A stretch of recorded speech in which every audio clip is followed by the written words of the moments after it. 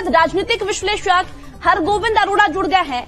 हमारे साथ कांग्रेस प्रवक्ता रत्नेश मिश्रा जी जुड़ गए हैं। बीजेपी प्रवक्ता अवधेश उपाध्याय जी हमारे साथ जुड़ गए हैं। Air vice marshal Pranay Sinha ji जो कि रक्षा विशेषज्ञ है।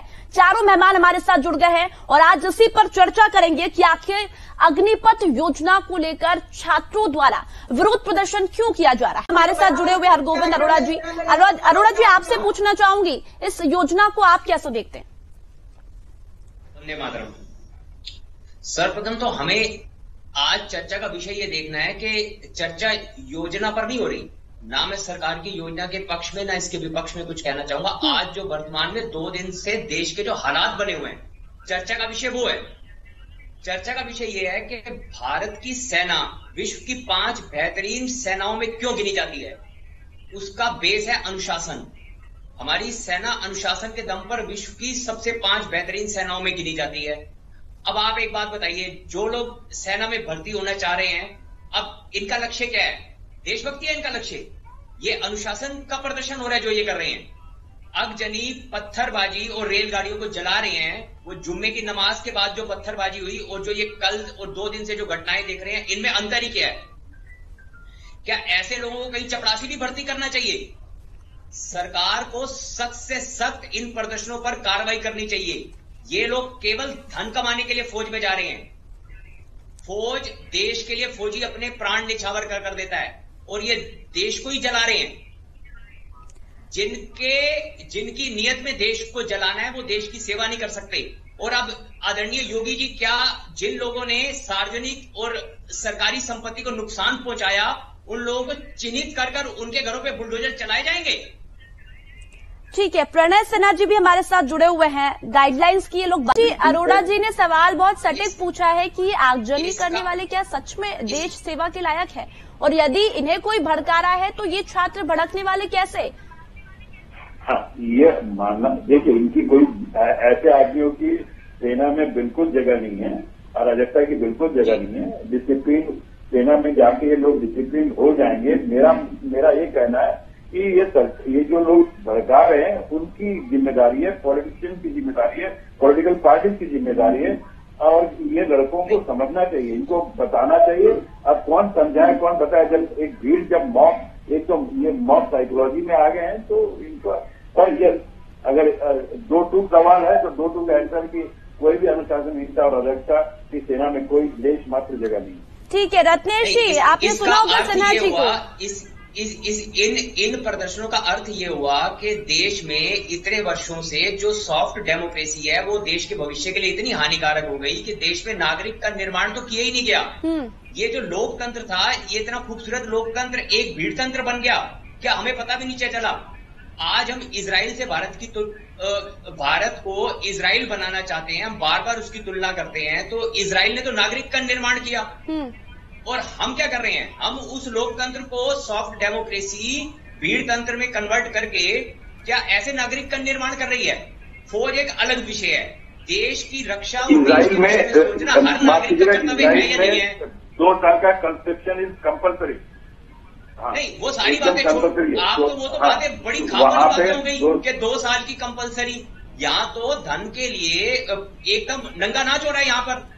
क्या आप हमें अवसर दीजिए, हमें पक्की नौकरी दीजिए, हमें खाना पहनना दीजिए।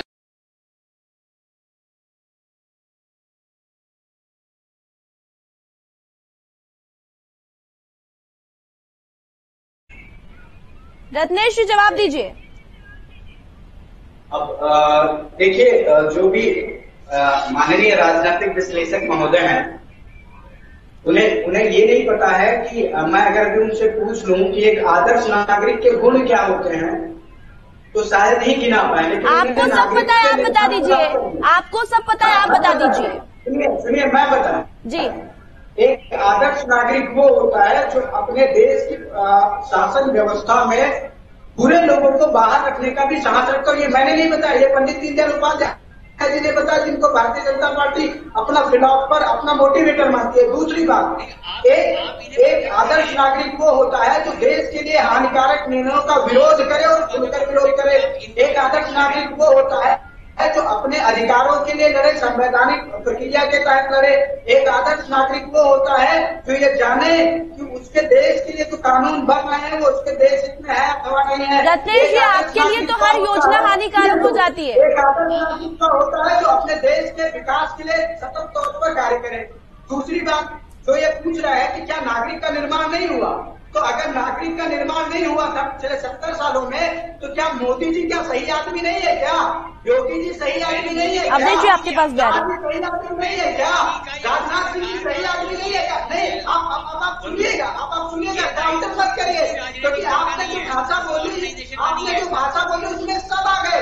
इसका मतलब है कि नागरिक प्रक्रिया से ना आगजनी करने वाले लोग आदर्श नागरिक की परिभाषा बता रहे हैं आज।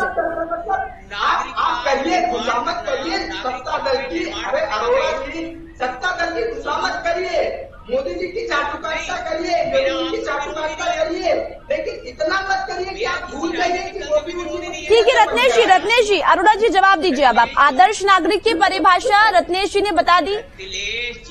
रत्नेश जी, एक नागरिक का निर्माण का दायित्व किसी राजनीतिक दल या किसी ऑर्गेनाइजेशन का नहीं होता। नागरिक का निर्माण उसके परिवार, उसके माँ बाप और उसके अध्यापकों का होता है। इसके लिए कोई पॉलिटिकल पार्टी जिम्मेवारी। अब अखिलेश बंधु, नागरिकों के निर्माण की प्रक्रिया में राज्य का बहुत बड़ा योगदान होता है और राज्य के निर्माण में नाविका जी, जितने पॉलिटिकल पार्टी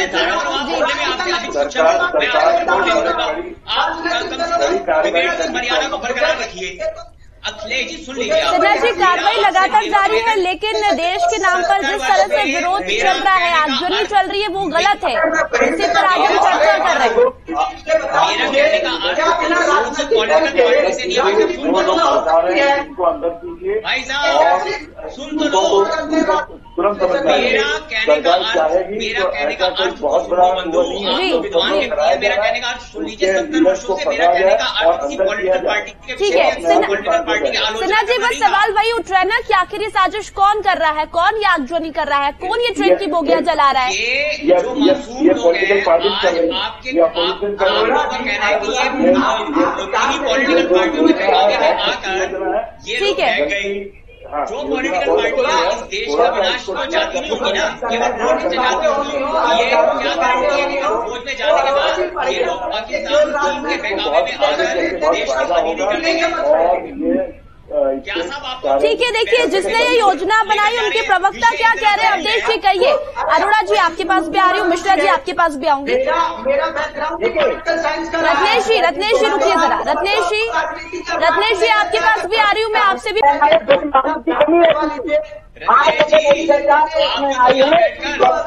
बोलने सुन के लीजिए। नहीं, क्या आपके पक्ष में बात हो रही हो, गलत बोलना क्या लोकतांत्रिक व्यवस्था का भाग नहीं है क्या?